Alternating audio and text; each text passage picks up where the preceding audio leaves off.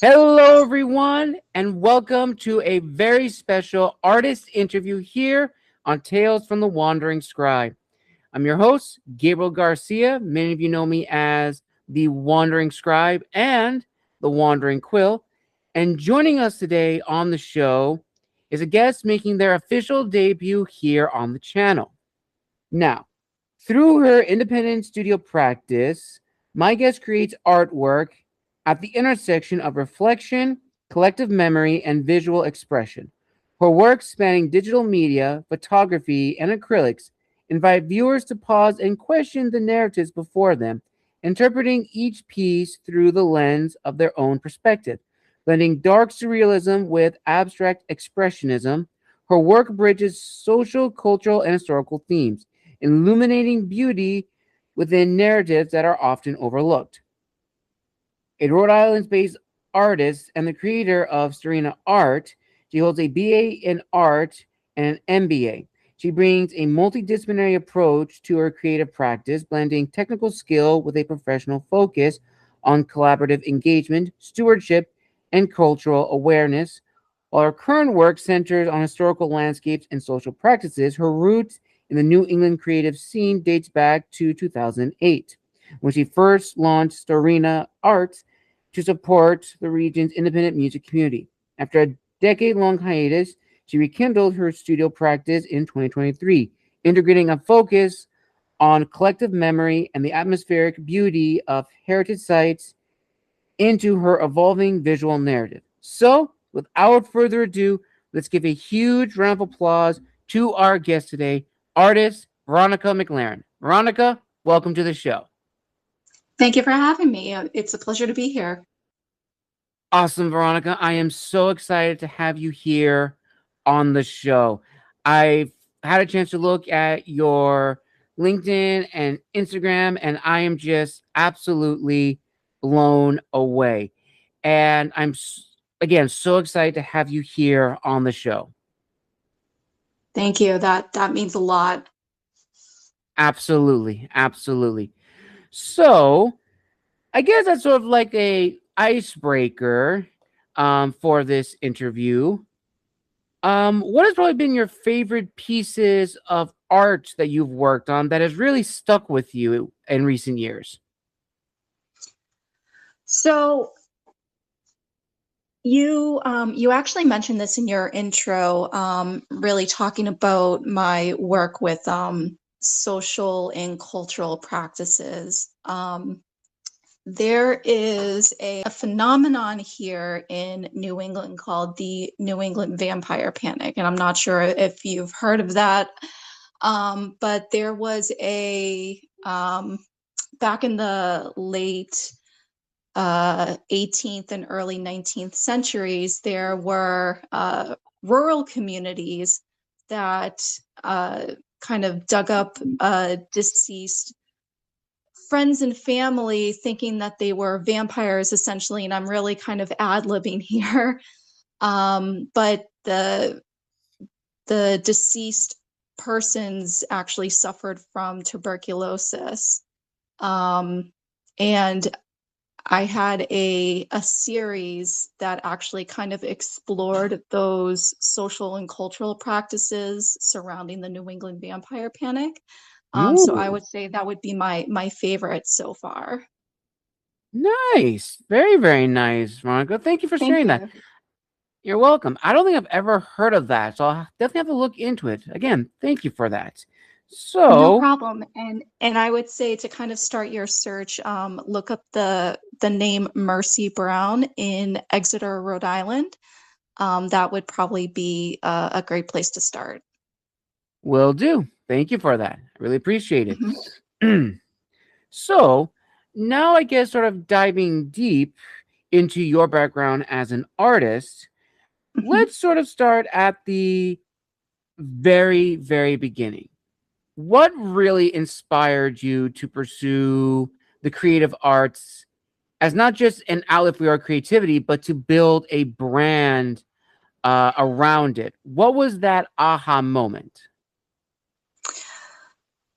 I've always really enjoyed art as a creative outlet. My father kind of dabbled in art, and he was a musician as well.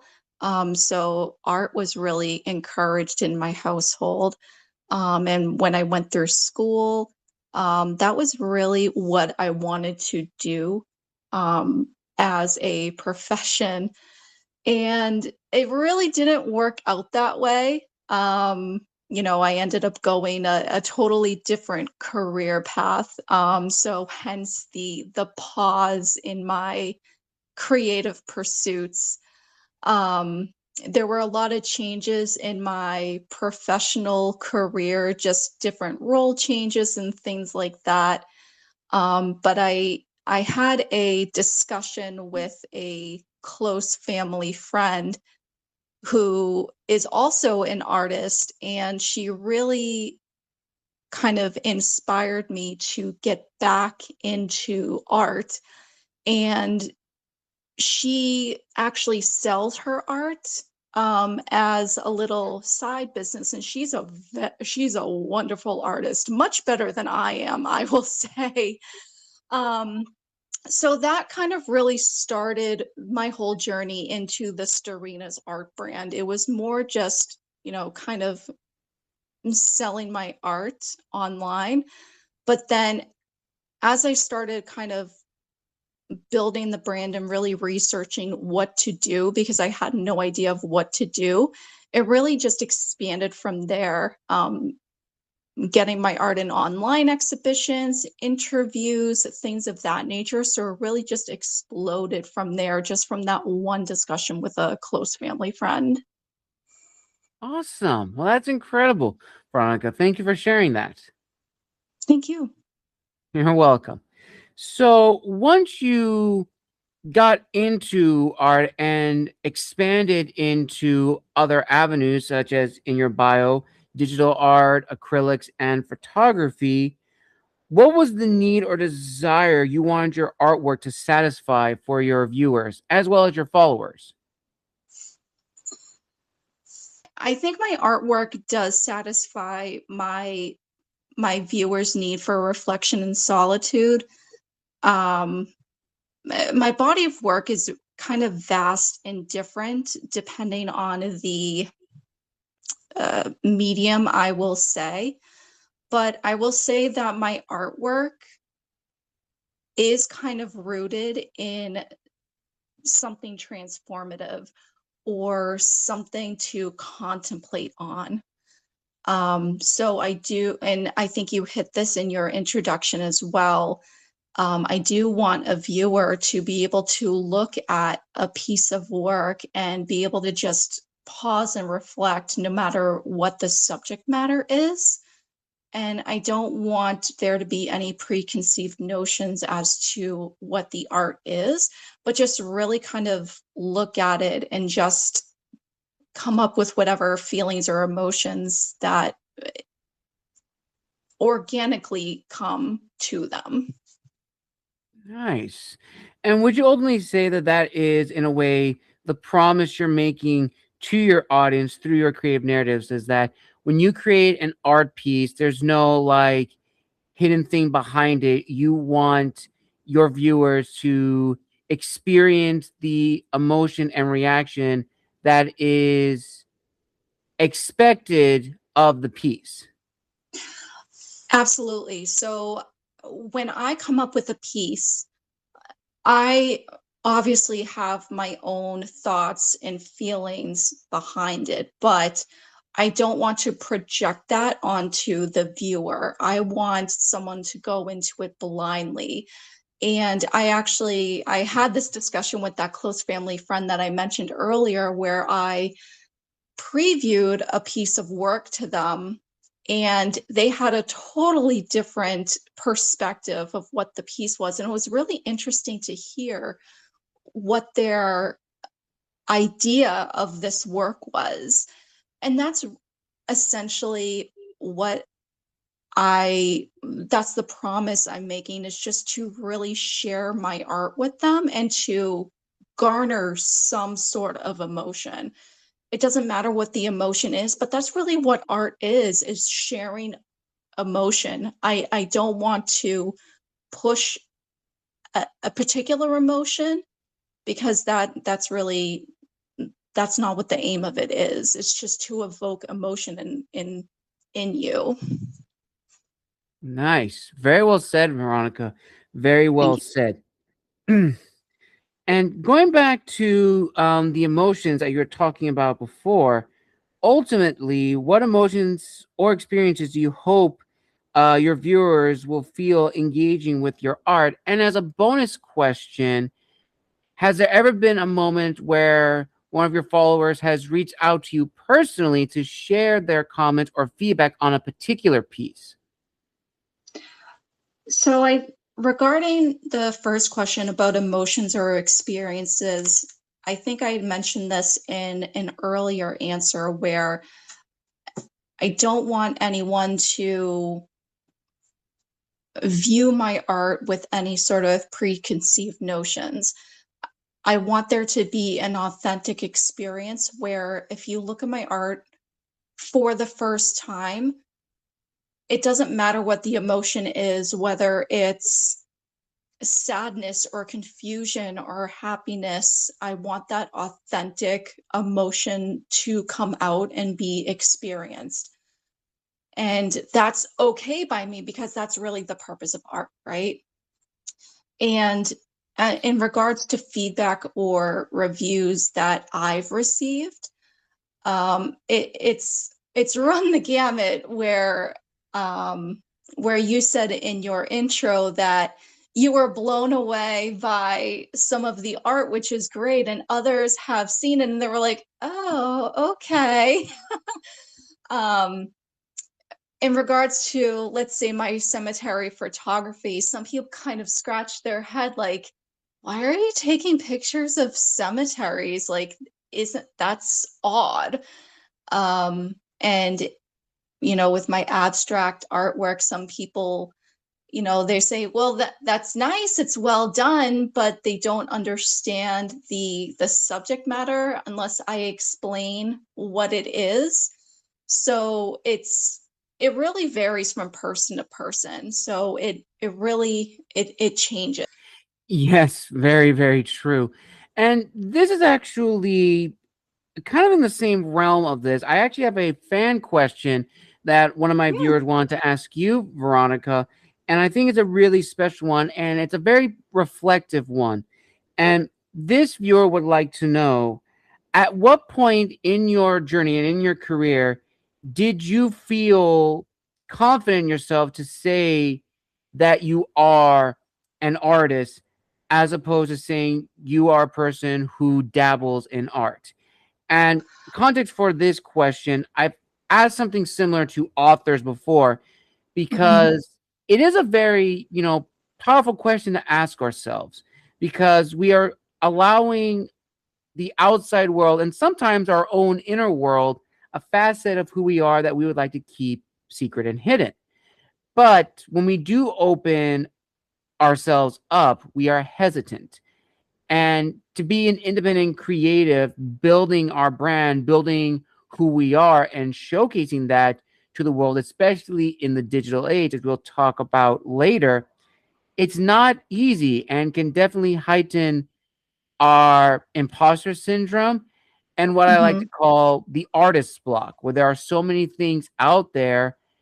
It makes us wonder, what can I create that's going to be noticeable or going to get the word out in a sea that is just too much. So ultimately, tying it back into the question, Veronica, when did you feel confident in yourself to say, yes, I am an artist?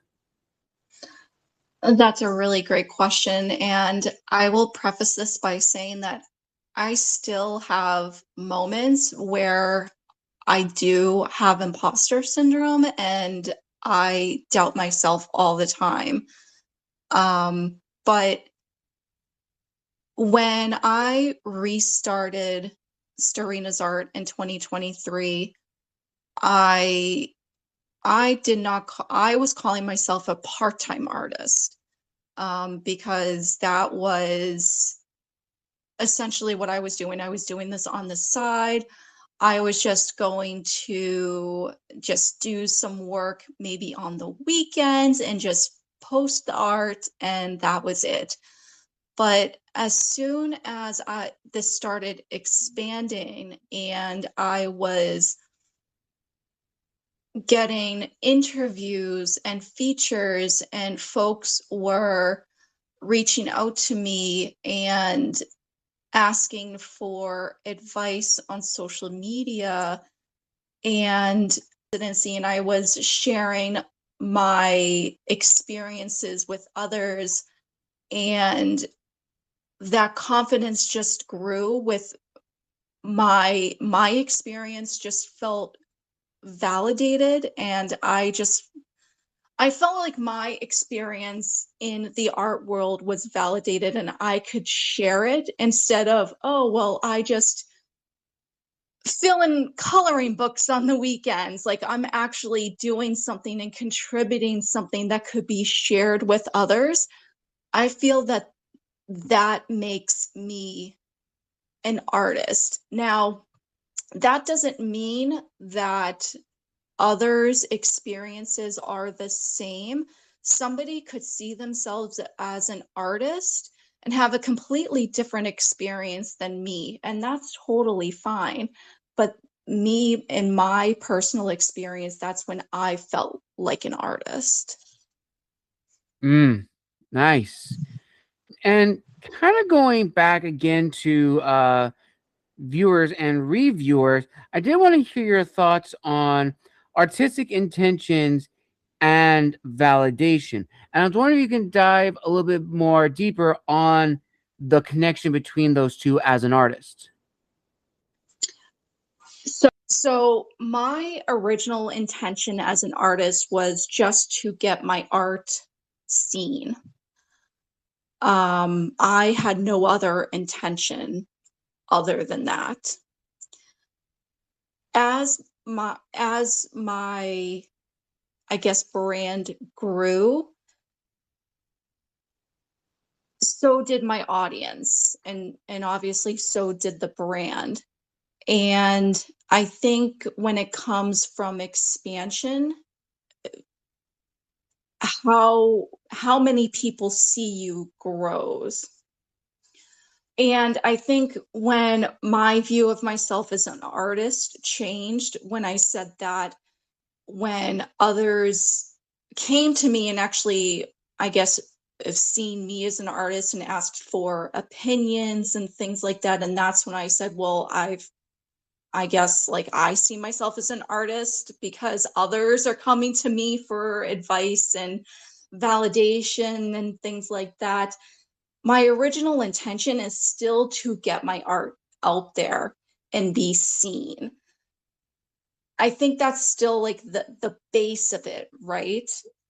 Right. You can have an audience of two, and if those two people are seeing your art, I think that is still important. If those two people are sharing your art, I think that is still like the intention, right?